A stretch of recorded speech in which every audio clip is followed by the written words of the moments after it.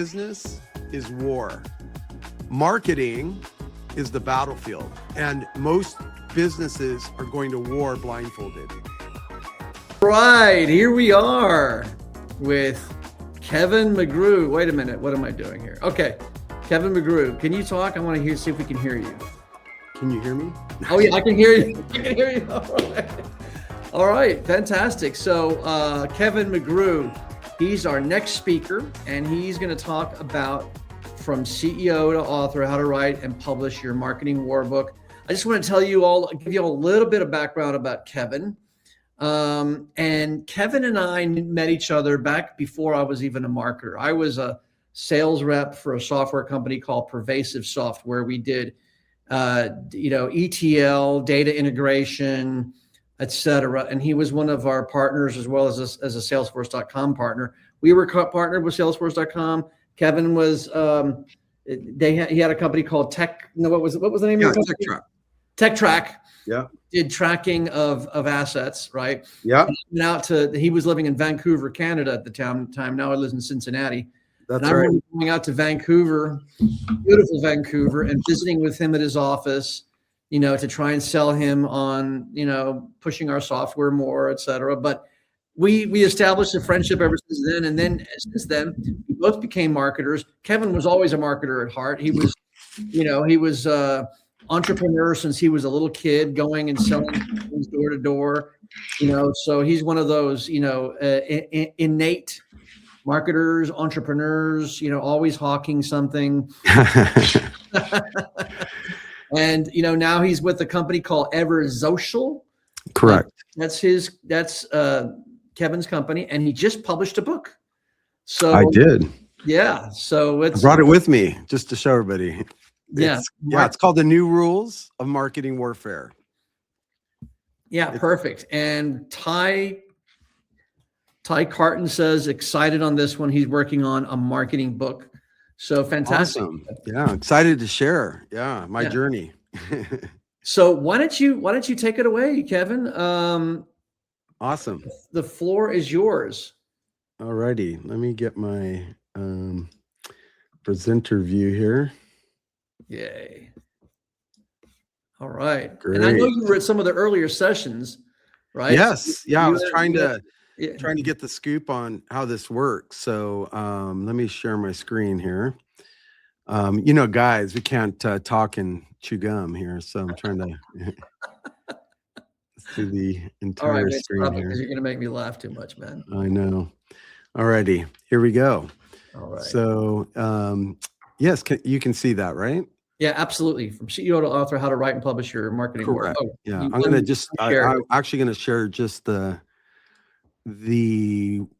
Chrome tab there. That way. Okay.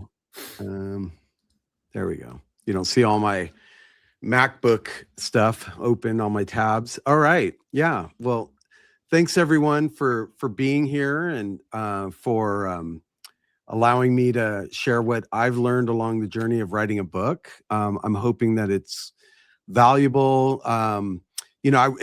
What I'm doing today for you guys, I wish I was able to sit in and listen to somebody else tell me all the war stories and, the things to avoid, if you will. It's like climbing Mount Everest. You don't want to just show up and go for a climb. You want to hire a Sherpa so you don't die on the mountain. And so I'm going to teach you or show you how not to die on the mountain of writing a book. So I'm just going to pull up one thing here that I'm looking for. My notes. Let me see here. For some reason it disappeared. Window. Presenter view. There we go. All right. Well, thanks, guys. Let me jump into it. So here we go. So today I'm going to show you how to turn your lived experience, your frameworks, and your leadership story into a marketing book or a book that builds authority and gets you taken seriously before you ever walk into a room. I know that sounds really sexy, and it's true though. It's a calling card. A book is an authority device or marketing weapon that opens doors that is hard to open. And so that's my goal today, is to help you guys see that, get there, and move to that level for yourself. So first thing I want to kind of set the tone is every year there's about 5 to 6 million businesses in the US started. And half of those businesses will fail in the first 5 years, according to the SBA. Let that sink in. Half of all businesses that are started this coming 2026, in 5 years, they're going to fail, statistically. So not because they have a bad product and not because they aren't working hard.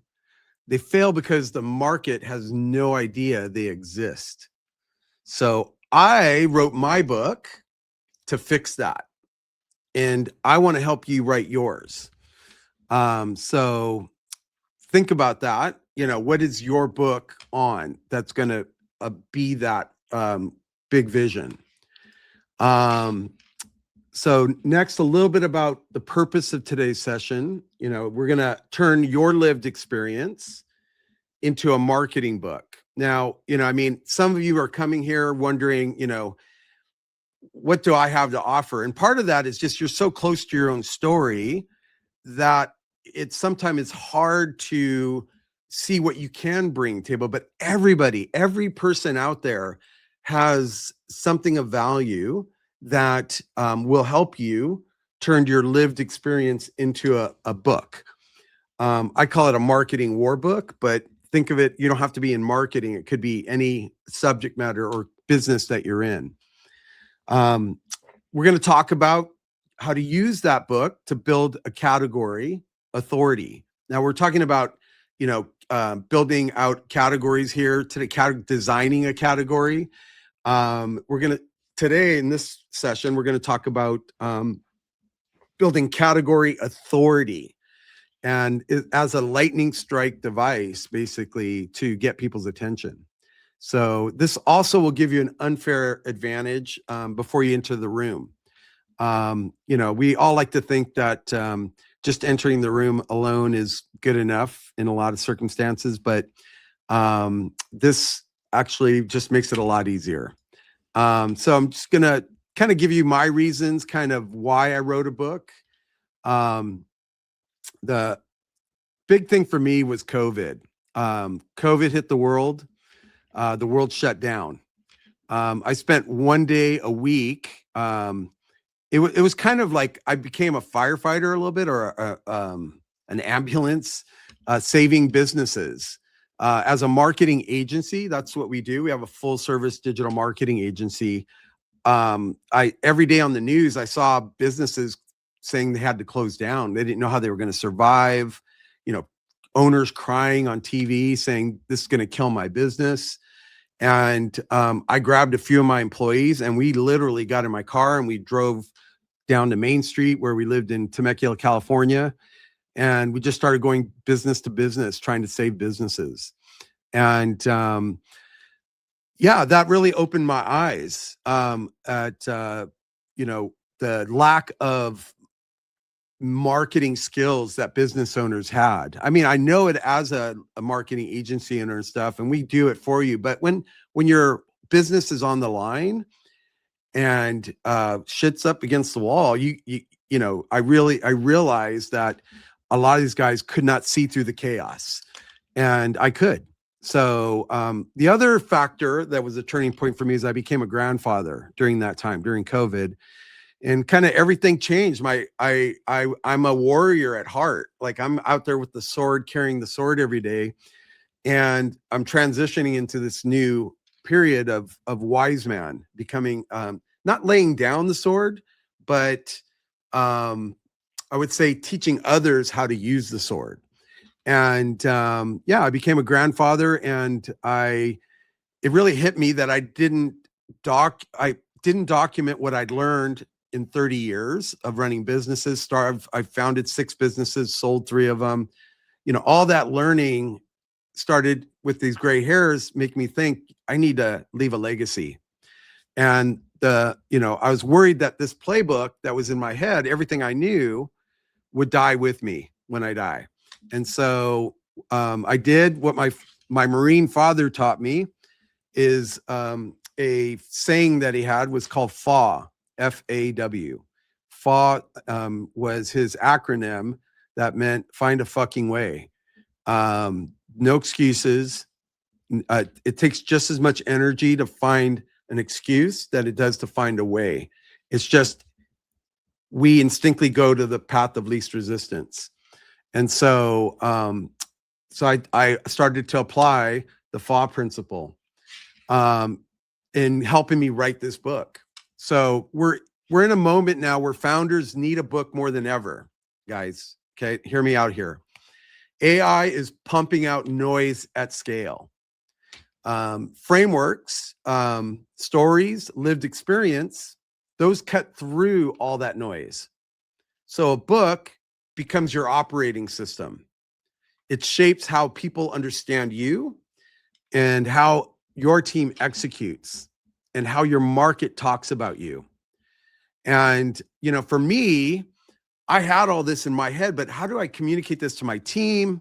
How do I communicate this to my clients in a concise, very effective manner? I mean, I'm very skilled at doing that, but I needed a framework that I could pass on and help me scale what I do. So that's kind of where the book led to.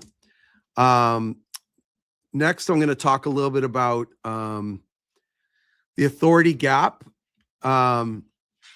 So right now there's massive confusion out there. People think content equals authority.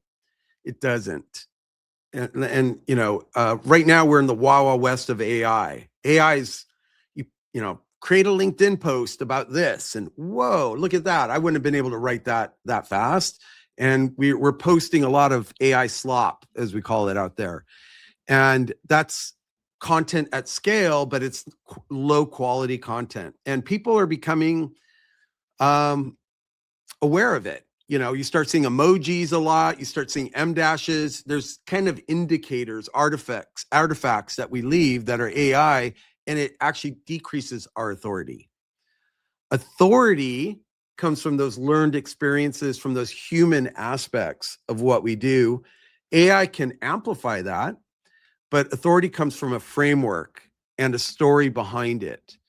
So I'm going to talk to you a little bit about frameworks today and the importance of a framework, because a framework, if you're able to communicate it and teach it, other people just latch onto that and they start to use it. And they'll start to adapt it for their own needs, but it's a starting point that people appreciate, and that's what gives you authority. Your book is how you bottle that in a way that people can use. I hope that makes sense.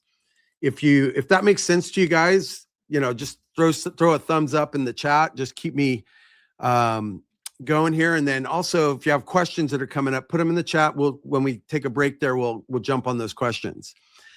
So next, we're going to talk a little about the real journey to becoming an author. So I'm going to be brutally honest with you guys today. So hang in there. Writing this book for me is a knife fight, or for me, it was a knife fight with myself, I would say, but writing a book is a knife fight with yourself. And I'm just giving you a heads up that it's a battle, but if you make it through the battle, you come out much stronger. It's the hero's journey. And so my enemies were the same ones that you guys are probably going to face. So I'm going to share those guys with you. Number one, you probably relate to it, is not enough time.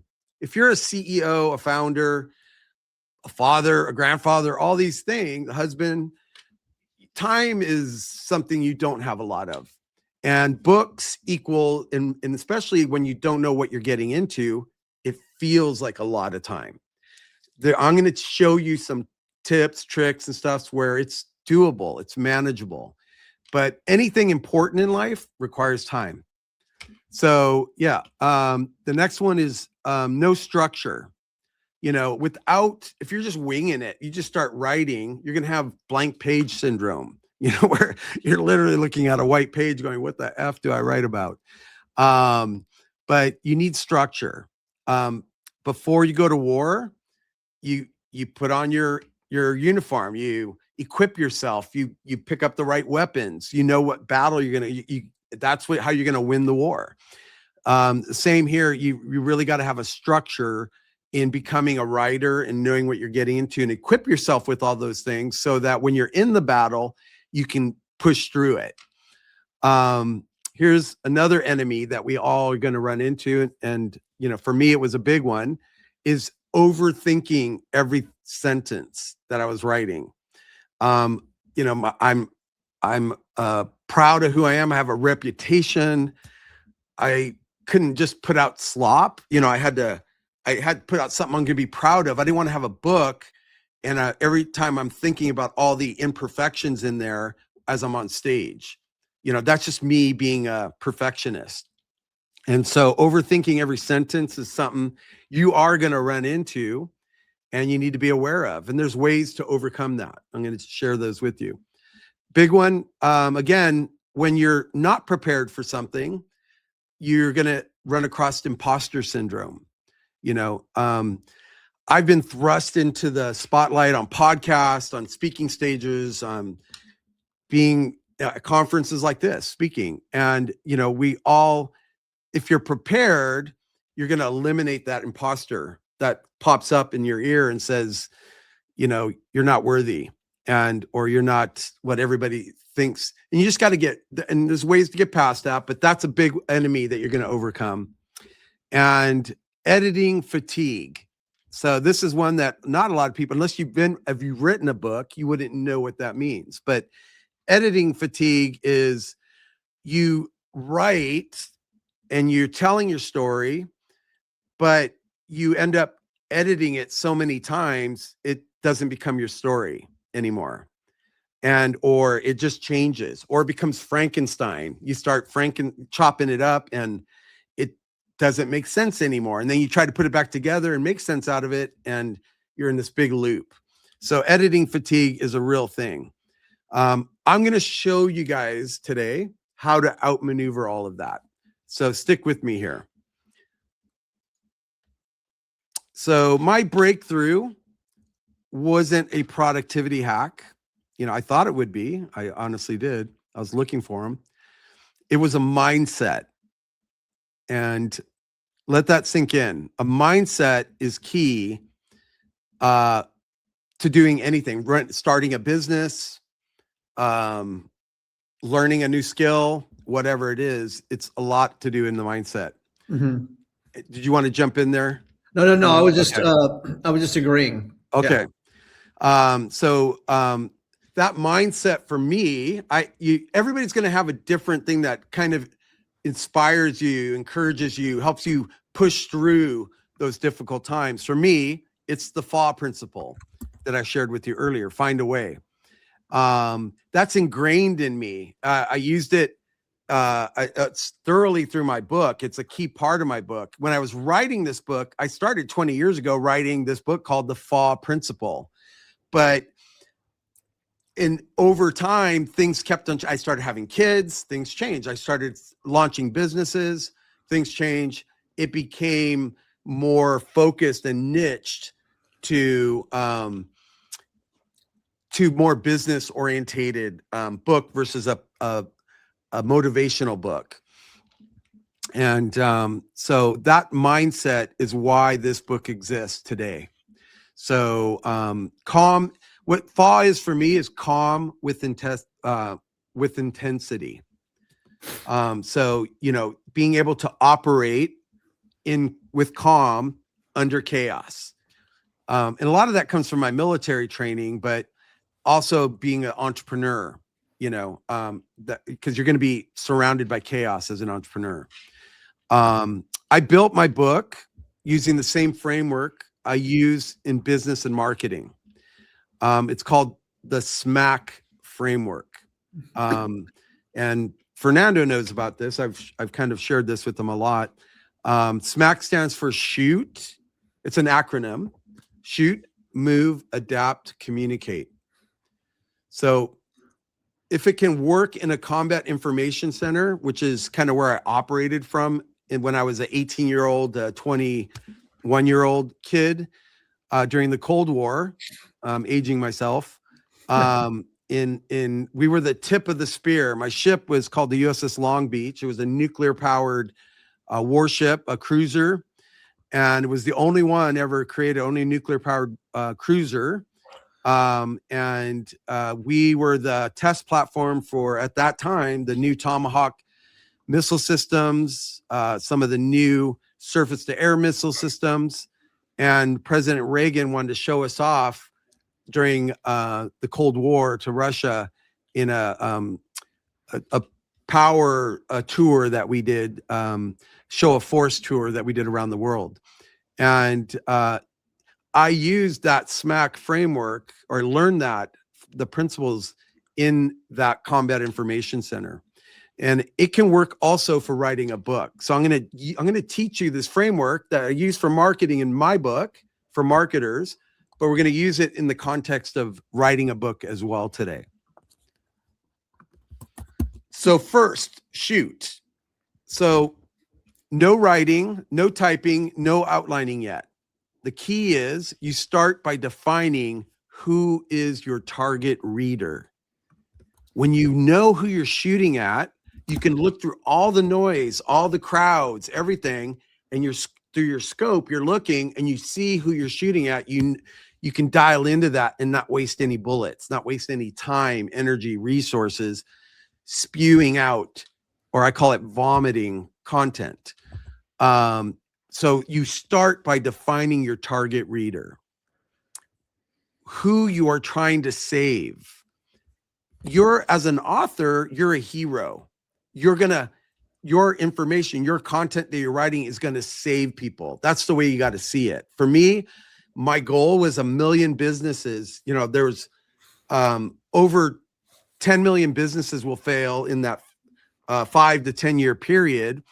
My goal over the next decade till 2025 to 2035 is to save 1 million businesses through my book, because I can only help save so many people.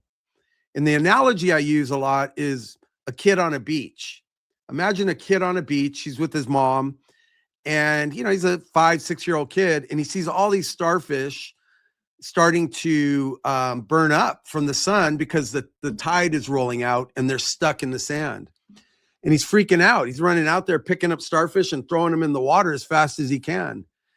And this runner's coming by on the beach, and the runner stops, takes off his earphones, and goes, "Hey, kid, you're not going to make a difference."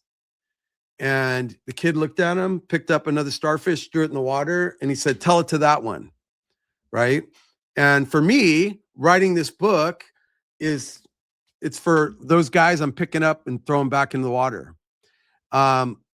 So you got to know who you're trying to save. What chaos are they in? What outcome do they want? And your book must hit a precise target. So you got to forgive the military analogies, but that's how I think. My thesis of my book, if you get my book, I encourage you to buy it. If you're an entrepreneur, marketer, founder, the thesis is business is war. Business is war. Marketing is the battlefield.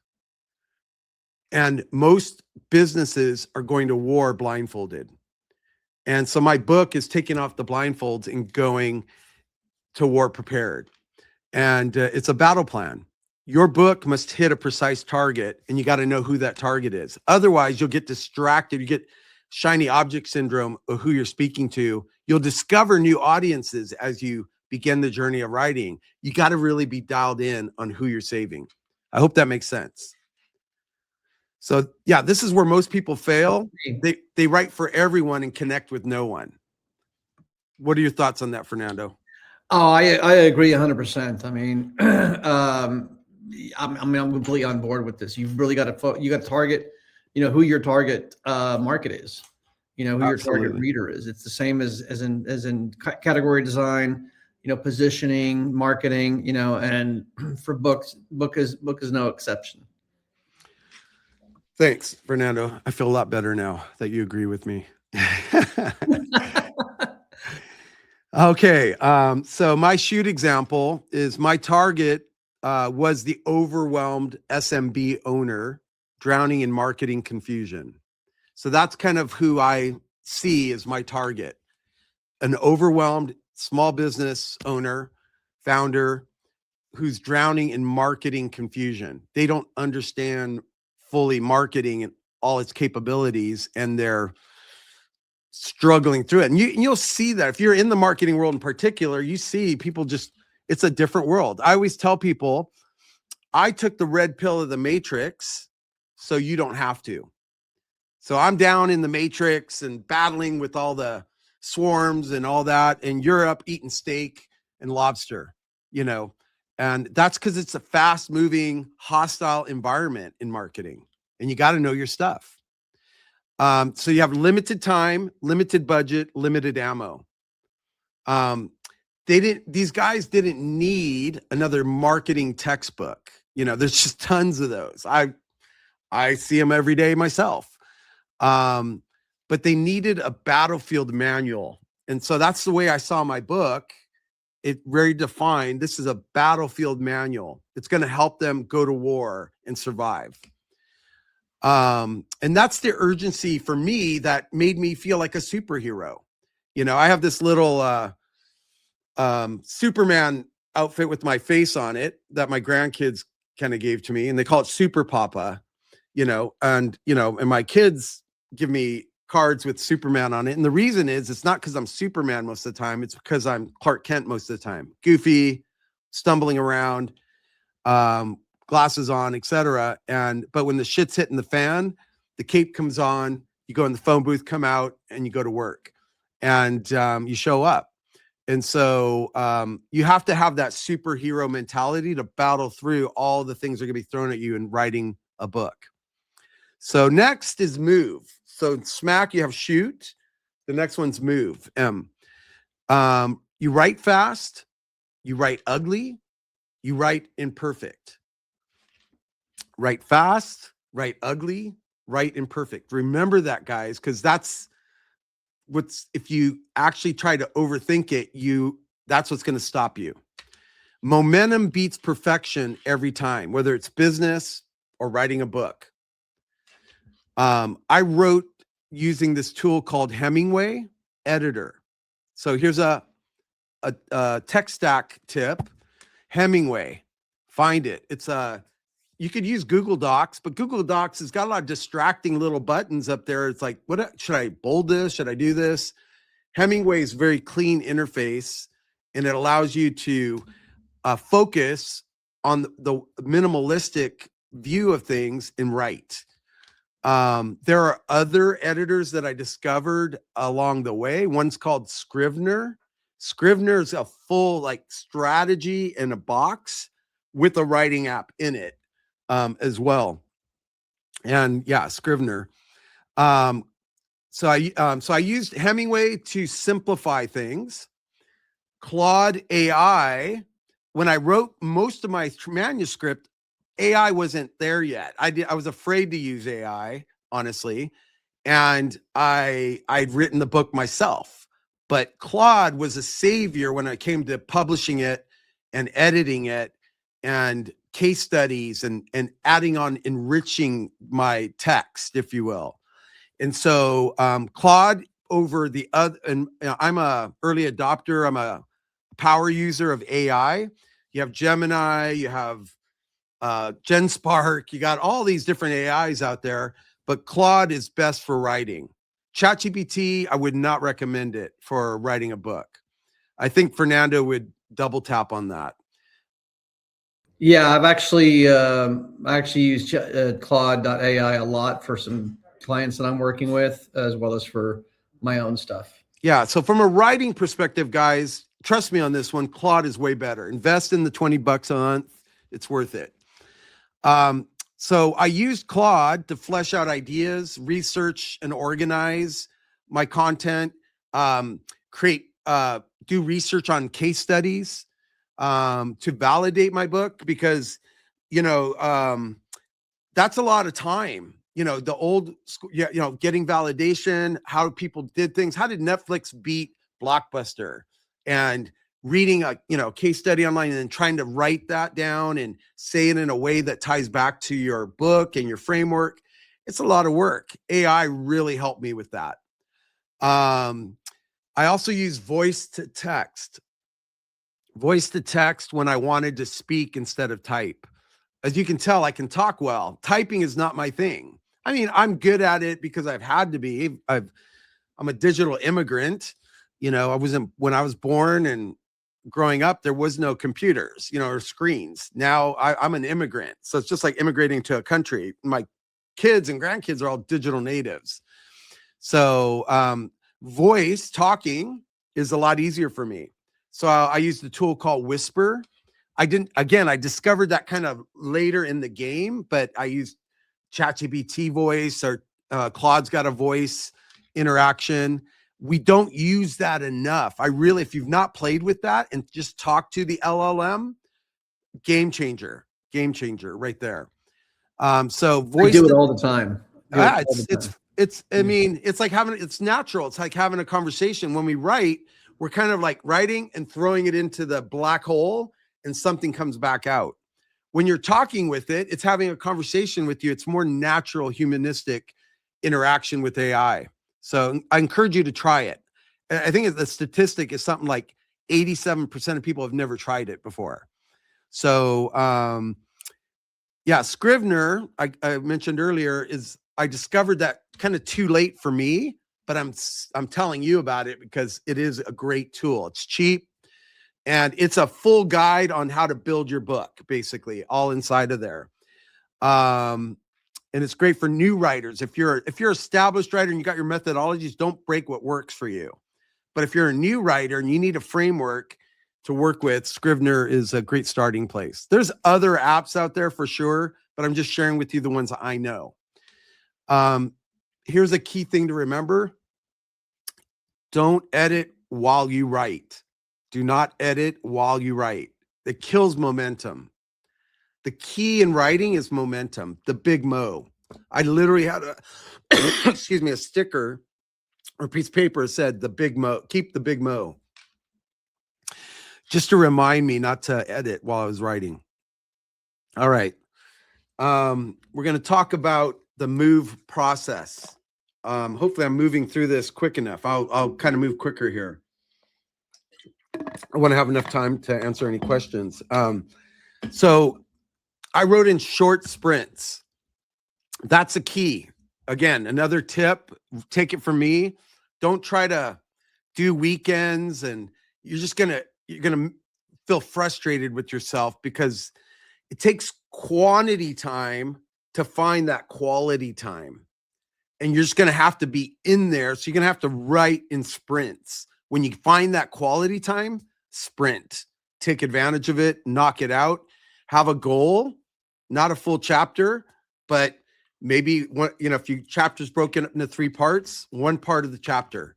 If you get past that, you'll create that momentum. You want those little victories along the way. If you give yourself a goal of a chapter, you're going to get frustrated halfway through. It feels too far away. So just a little tip there. Sometimes just an hour. I got an hour. Everybody's gone. Everybody's asleep, whatever it is. I'm just going to throw an hour at it. But I always focused on forward motion. I shouldn't say always. I had to learn that, but you should always focus on forward motion. AI was my Ironman suit.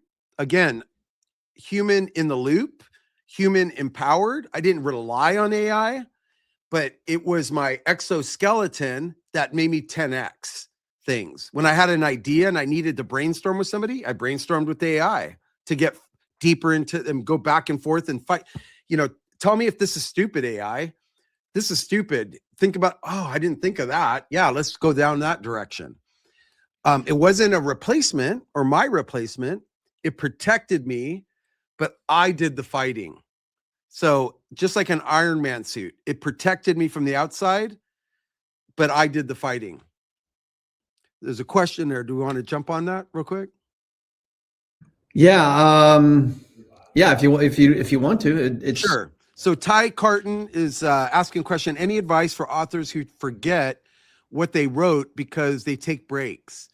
I keep having to reread things to pick up where I left off. Yeah, no, definitely very good question, Ty. I'm not gonna, it's not a hack, but definitely sometimes you get it. I call it the zone. You kind of get in the zone on that topic, and a kid comes in, or the wife calls, dinner time, whatever it is, and you're like, oh no, I don't want to lose that thought.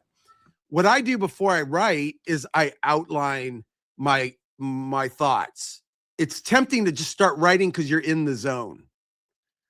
You got to have a fallback plan, and your fallback plan is an outline. So I will just major bullet points, and that bullet point would trigger in my brain a micro moment of awesomeness that I could tap into. And sometimes I would jump around. I felt it an hour ago here on this bullet point, but I'm losing it. I lost it in my head, but I'm feeling this one. So I'm just going to write about that one. And then all of a sudden the other one, I can stitch it in there. So I don't know if that answers your question directly, but that's a technique that I found. I was definitely forgetting, and I would have to reread to kind of get in the zone again. Yeah. But having an outline, and if you start to like leave breadcrumb trails for yourself, that's what I call it. It's it's a roadmap back to where you were. I want to just add on to what you're saying. I think that having detailed outlines, not only an outline of the book, but an outline of each chapter, right? Oh yeah, no, even each sub chapter. Like I broke everything into threes. One chapter had 3 sections, kind of a awareness, an interest, and then a created desire. You know, that was kind of my approach. I can't assume people know what I'm talking about. So I had to create awareness, make sure they were on the same page as me. That got them interested to read on more. So the interest layer was there. And then that created a desire to take action at the end of the chapter. And so each of those sections, I would have micro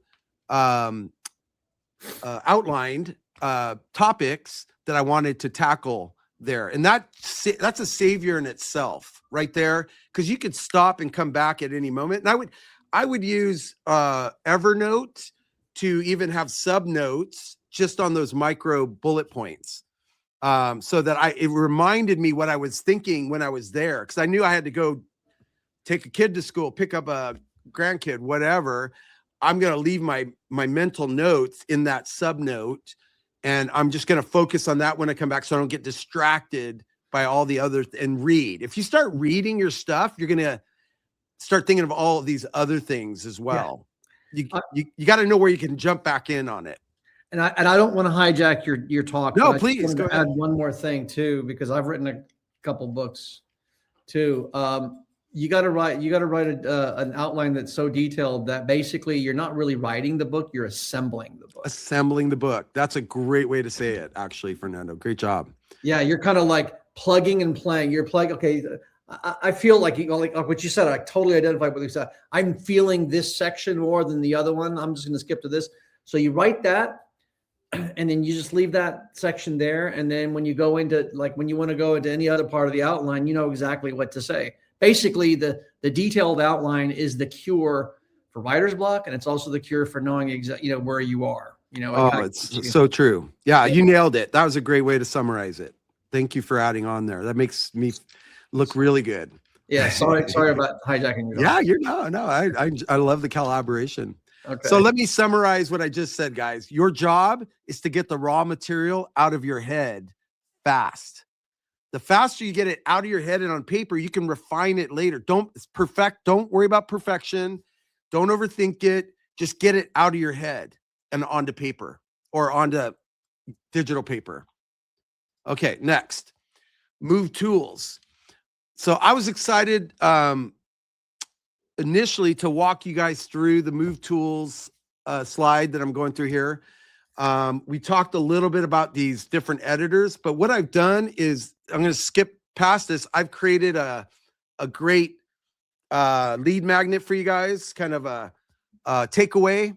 It's the whole talk, but in a more detailed follow-up manner for you guys. So I'm going to leave all those tools and details about how I use those tools in that document for you guys. I'm going to kind of keep things moving here.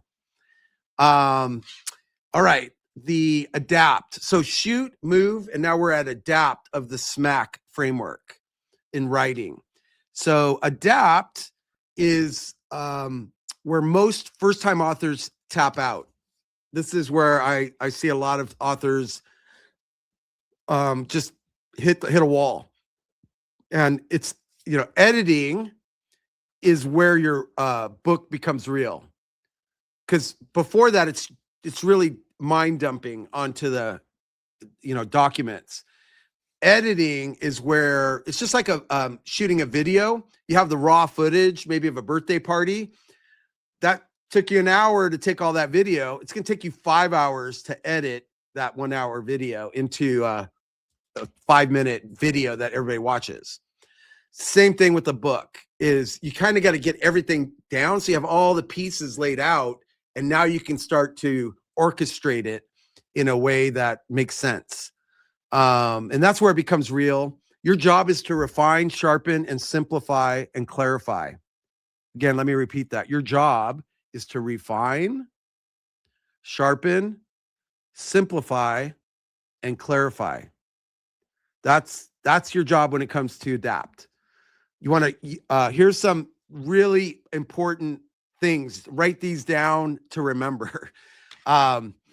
You want to, before you start writing, you want to build a team around you, not just a people, but resources that you can go to when you're stuck.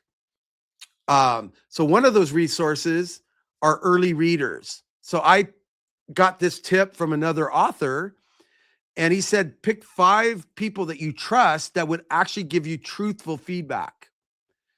And so something to remember, the slap of a friend is better than the kiss of an enemy, right? That's a proverb in the Bible. It's not quite, I'm adapting it for Kevinology here, but the slap of a friend is better than the kiss of an enemy. So use early readers to give you feedback and give you the BS test, call you out on stuff. That's BS. I remember that story. You're inflating the claim. I had people like, and sometimes I'd walk away with my tail between my leg for a week and be licking my wounds before I could come back and start writing again. Cause they did not want to see me make claims that weren't true. And sometimes you're getting your own head and you do that. And, or other people's story become your story is another one. So you got to keep it real, because the worst thing you could do is get on stage and tell a story or something, or make a claim, and it's not yours. And it's better to know that now as you're starting this journey than afterwards when you're editing or when other people are looking at it. So use early readers to do that. I had 5 people. I tried to get Fernando to do it. He kept on saying, yeah, I'll read your book. Never did. He still calls it SMAC. He didn't even know the name of it, but it's okay. I love Fernando. Oh my goodness. Use the editor rounds. Use that, the time, AI can help you edit, edit this, give me feedback and be harsh. Give me harsh criticism, use AI for also simplification. A lot of times we overtell in too much detail, and a book is about not eating a whole meal. It's about eating an appetizer, getting them hungry, if you will. And I had to learn that. I wanted to give them everything because it was my battle plan.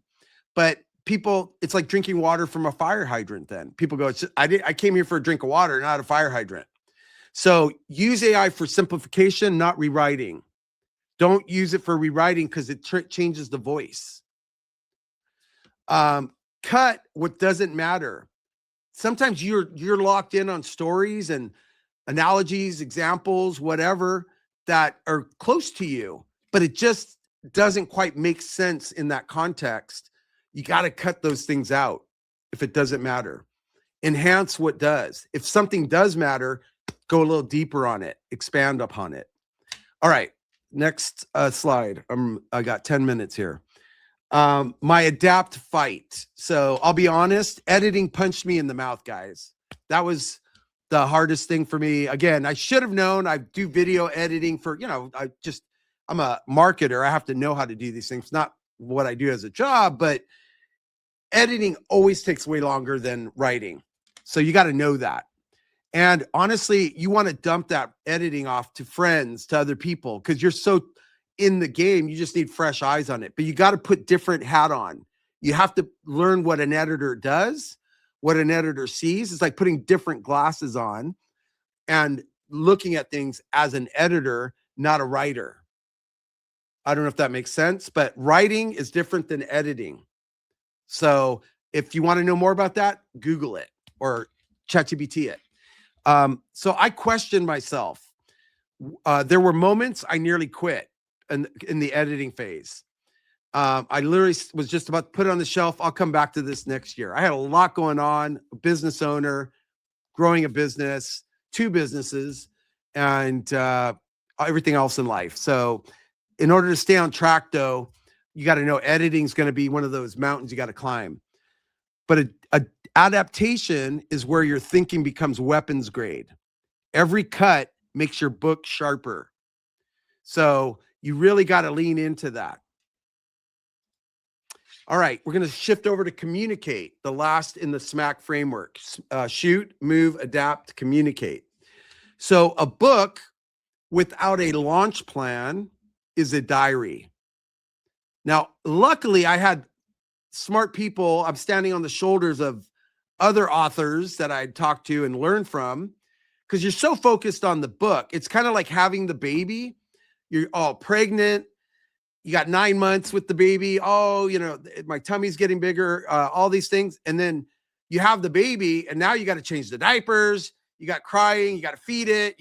It's a lot more. And that's what happens when you have a book. When you have a book, it's like having a baby.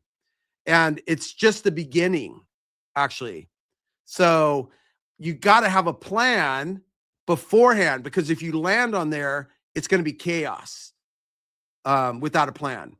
So think like a strategist, not an author, when it comes time to communicate or launch. Hopefully that makes sense. Yeah, it totally makes sense. So a little bit about my launch, what it looked like.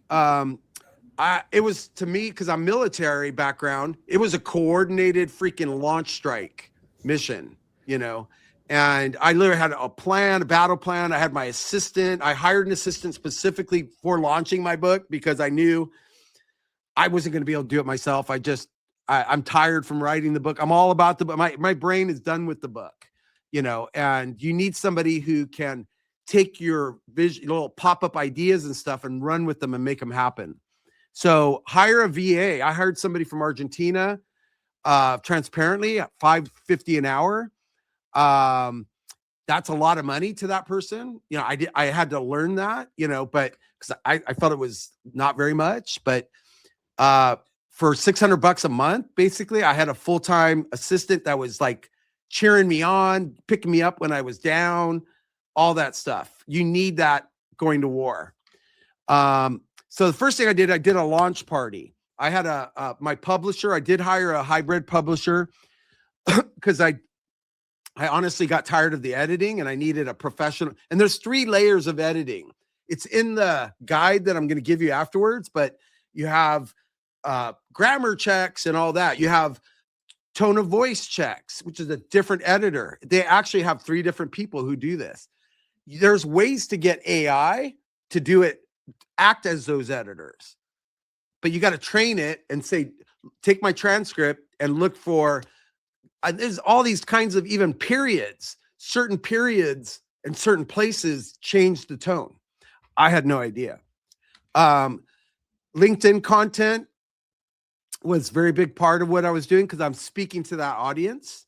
Friends, families, employees, clients, prospects. I invited them all to this launch party that I had. It was an online Zoom party. I recorded it. I used that and chopped it up into micro moments of awesomeness to tease people about my book launch. I was on the launch. Yeah, I was there, that's man. right. That's right. Yeah. What'd you think of that? I thought it was really well organized, really cool. It generated excitement for the book. Right. Yeah. And it wasn't me talking about myself. I had my editor my publisher asking me the questions, hey, Kevin, your book is now live on Amazon. What would you like to tell your, followers and stuff? So if you're trying to talk to yourself, it's really hard. And so it's better to hire a professional on Upwork or Fiverr, somebody who's a professional who can interview like a podcast interview and just fake it till you make it, bro. So yeah, hire Fernando. Fernando would be a great launch coordinator. Podcast interviews. Again, I had a whole bunch of podcast interviews lined up. I had my assistant booking podcast interviews, telling people about my book, getting me on shows. That keeps the momentum going because you're going to burn out. You will burn out. You need momentum and you need things to force you to show up. Community events. I did some coffee events, art store events where I was at art stores. Oh, I launched my book. I did it at a co-working space, invited everybody there just to practice pitching and speaking in public. I did a pre-order campaign and I published through KDP, Kindle Direct Publishing, so that they actually will print the book on demand for you. And so you don't make a lot of money when you print a book because a lot of it goes towards the whole process. They always say don't sell on Amazon because you'll barely make any money. Well, same thing with Amazon Kindle. It's not about, if you're doing this to make money as a book, don't do it. I got one customer that paid for all the time, energy, and money that I put into my book. I got him from the book. So that right there, and I've had several more clients that come to me all ready to go, ready to buy for me because they read my book. So that's how you should look at your book, monetizing it. And your book deserves a proper deployment. I'm going to speed up and finish it up here. So your book is a strategic weapon. It isn't content. Remember this. It isn't content. It's a strategic weapon. It shortens sales cycles. It attracts the right clients. It positions you as a category leader, which we're talking about today in this summit. It aligns your team. If you have a team, everybody reads the book. Nothing better than that. They know your mindset. And it becomes your signature framework. So everything we do now is related to SMAC. When I talk about it's mine. Nobody else, no other marketing agency can claim that. It gives me a competitive advantage. So your book, for me, as our agency operating system, basically, SMAC became the backbone for everything for Everzocial. So we're actually, through this whole process, we're rebranding. In Q1, you're going to see a new Everzocial. It's going to be called Strategos, like Strategy Operating OS. And we're going, it's a McKinsey light approach with AI towards marketing. We're using agentic AI to interact with our clients, oversee projects. They're literally working while we're sleeping. We're testing everything right now. It's working like a dream. But basically, instead of being a team of 100 people, I'm a team of 8 acting like a team of 100. And my clients get to interact and use these too. So I'll, if you're interested in knowing more about that, book a call with me and I'll tell you all about it. So yeah, it aligned my team. It clarified our pitch. It structured our delivery. It created consistency in how we win. You can do the same. So the content multiplication effect. Here's what I did is every chapter, 10 posts, 3 videos, a keynote, a workshop, a lead magnet, and your book for every chapter you do will make enough content for the whole year. So again, 10 posts, 3 videos, a keynote, a workshop, a lead magnet, and your book is a year of content if you're smart. Publishing changed everything. That gave me a lot of credibility when people go to, and I'm a published author on Amazon. I was a best-selling author for a couple weeks. Not, still best. As long as you have it, you're a bestseller. Better positioning, higher quality clients, faster sales cycles, speaking gigs, media features, and it built a foundation for my marketing headquarters, our warfare headquarters, which we're building out. It's a teaching environment. So your book becomes your calling card. So again, write your outline is your next mission, guys. Don't try to write your first chapter. Don't try not to overthink it. Just write the outline of your book. That's your takeaway from this. And where can people find that resource you were going to provide them? I'm going there right now. So I put together, it's called the War Book Launch Kit. It also includes a private Q&A session, one-on-one, where you can ask me anything about writing a book or what I learned. Just because you attended today or you're an attendee of the summit, I'm offering that. It's not something I want to do for a lot of people, but if you're really interested in writing a book and you really want to know more, I'm happy to do it. And I've got a Calendly link for you guys. So your book is your legacy, your strategy, your weapon, and your marketing.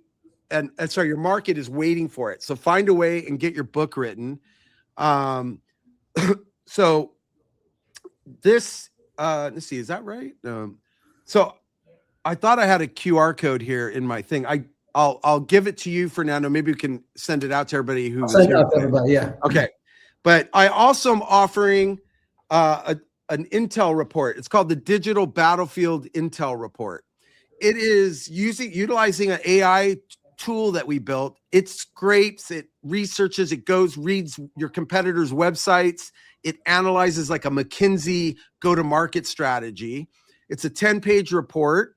We charge $1,000 for it to our clients. And it's a deep analysis. If you don't know where you stand, you don't know where you're going. And so this is, we're going to do keyword rank analysis, AI engine, optimization, high-level industry overview, where you rank in your industry, competitors. Here's the QR code for that. If you're here, take a screenshot of that. That'll take you, but you'll also get the link from Fernando. So yeah, that's a bonus offer for everybody.